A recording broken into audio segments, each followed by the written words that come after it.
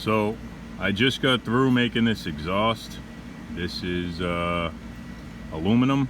We're going to be testing it out. I don't know if aluminum is good enough to make an exhaust out of, but it's a lot bigger than any type of wrap muffler that comes. This inside diameter here is 1.25 inches, which is massive compared to the stock, or even the wrap muffler is 1.18, and this is 1.250 right here at the flange. And then like an inch out, I go up to 1 3/8, the mandrel bend, and then it goes up to 1.5 inches at the end, which is a pretty big pipe. You know, that's pretty big. So this is going to be on the mini bike, and right now I have the muffler on the inside of the frame. So this is going to replace it, and you could see how much bigger it is. You know, it's way bigger, and especially down at the beginning, you know, it's a lot bigger. So it's going to be going on the outside of the frame instead of on the inside, because that sharp 90 right there, it's too sharp. So this will allow for the exhaust gases to come out and, you know, have a lot of space, and this is a lot bigger for the turn. So that'll be the new exhaust there, same length. You know. Alright, so I'm going to be swapping out this exhaust pipe with the new exhaust pipe that I made. I've already unbolted this one. And what we'll do is we'll take it over to the table and we'll look at this one compared to the new one that I've made. So this here is the 3-stage wrap muffler. It's made by the company Wrap, R-A-P-P. It's the most common header that every NR, Bullfrog, ARC, if they sell a 3-stage header for a big block, it's most likely made by Wrap. There's another company out there, Robertson's, but any of these styles are made by Wrap most likely. This one here is the 1 5/16 pipe. What they are talking about when they say 1 5/16, they're talking about this end inside diameter dimension. So this head here has been ported, has a big exhaust valve, big intake valve, big exhaust valve. So this header here has been modified. Originally, the way the bend was the bend came out and the pipe came straight into the frame rail here. So I decided to cut and weld the pipe to make it work, and it was good for a while. What I believe is that, I mean, if you just have one of these pipes and then you put an RLV muffler on it, an RLV muffler is basically nothing besides a very big vented muffler. It is like no restriction. And even when you put an RLV muffler on a big block, you can physically feel the difference. It's restrictive, it takes away horsepower. So I used to do construction before, you know, that's what I used to do, and then I did real estate, and then I got into engine building after I retired. And I remember from doing ducting above stoves in houses, up to code, when you were buying a fan, an exhaust fan for a stove, it had to be a certain amount of CFM, and every 90-degree turn, say if it went up to the ceiling, turned 90 degrees, went along the ceiling and out the wall, that was one 90-degree turn. Each 90-degree turn took away half the CFM. Now, that's just was clear knowledge to me. I mean, you know, I currently have a flow bench that I've built that I flow test numerous heads on almost every single day, and I can tell you for a fact any type of bend, even less than 90 degrees, is restricting flow.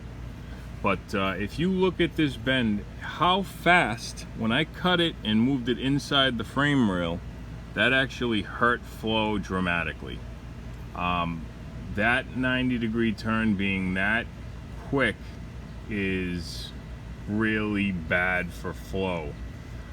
Whenever you're putting like a exhaust wrap on or a bung in your exhaust for an O2 sensor, you know, they want it about 3 inches out from the flange.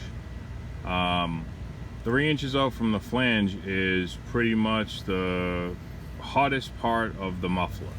And if you put a header wrap on there, they tell you not to wrap the very base, say from like here to the flange. They tell you not to wrap that.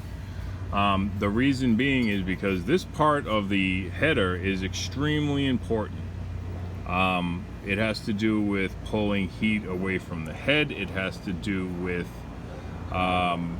you know, an extreme amount of the flow. It has to do with how much air is actually in the exhaust compared to the rest of the pipe when it has, you know, the air-fuel ratio. So the first 3 inches of the pipe are, you know, the most important. So putting that sharp 90 even closer, making this even tighter, that's how I pulled it inside the frame rail, was I made that smaller here. So I'll bring you over and show you the new pipe I got. So this is the old pipe, this is the new pipe I made. They're both the same length. I'll show you the size difference on the end. Clear difference. This is 1 5/16. This is 1.5 inch inside diameter. This is made out of aluminum. Now, I will be honest with you, this is the first exhaust I've made out of aluminum. I don't know how it's going to hold up. You know, I'm a pretty logical, pretty smart guy. You know, I've heard people say, oh, it's going to melt. I don't think it's going to melt. Exhaust gets hot, but exhaust doesn't get that hot, so we'll see. It's not turbocharged. You know, the melting point of aluminum is over 1,000 degrees. So, you know, the exhaust usually stays under about 700, so we'll see. But I just don't know how it's going to stand up to vibration, longevity. It looks great. The inside diameter of the opening to the mouth of this pipe is a lot bigger than this one. And the most important thing is where this 90 is in the width of this 90. This piece here is extremely restrictive for flow. I can tell you just by putting this exhaust on, this engine's gonna breathe a lot better. Now, if you put a muffler on and you see a decrease in overall power, you can surely believe that a more freer flowing exhaust is definitely going to be an increase in power, especially if you have an enormous intake valve and enormous exhaust valve like I do. You know, there's no such thing as back pressure. You do not want back pressure in any engine. That is a myth. Back pressure, you know, wide open throttle. If you are tuning something for max power, you want everything in and everything out as fast as possible. You would never want to keep some spent exhaust in your cylinder. If anything, you want it sucked out. You know, you want a negative pressure. You don't want to be keeping anything in there. You want everything exhausted. So, and another thing, this thing looks great. So we'll bring this over to the bike and I'll show you how it's going to look when it's on there, and then I'll bolt it on and show you after. But this is how it's going to look. I think it looks amazing. The last one was angled up. If it ever was raining, I was kind of worried that it was just going to be a funnel of water right down into the head. So I tried to build this one level. I don't want it to be down because I still want to piss people off with the sound, but you know, if anything, slightly tilted down is almost perfect for me. But how does that look, guys? So what I'm going to do now is bolt it on. And then I will come back. I'll also let you know at the ease that I bolted this on, etc. Oh, a little bit more about this pipe. So this is 3 different size pipes. The first pipe here is 1.25 inch inside diameter, true 1.25 inch, unlike the other one where it's 1 5/16 at the end. And that's only 1.18 at the beginning. This is 1.125. Or 1.250 actually, I'm sorry. And then it goes right, and the only reason I did that there is so I can get the bolts on. I wanted to make sure I had plenty of room to get the bolts on, but the second I had enough space, I bumped it right up to 1 3/8 and then right up to 1.5 inches. So it's stepping up, looks great. So I got a gasket here, so let me put it on, and then maybe we'll fire it up and see how it sounds. So hopefully it'll even sound better with the a little bit bigger tip and a little bit more free flowing. So let me go ahead and stop talking, bolt this on, and I'll get right back to you. Hold on. So one thing I wanted to do before I put it on is weigh them. So I'm just applying side pressure. 109.3 grams on the small one, and on the big one, wow, 109.3 grams. What's the fucking chances of that? Wait a minute. Oh, that's just all it goes up to. Never mind.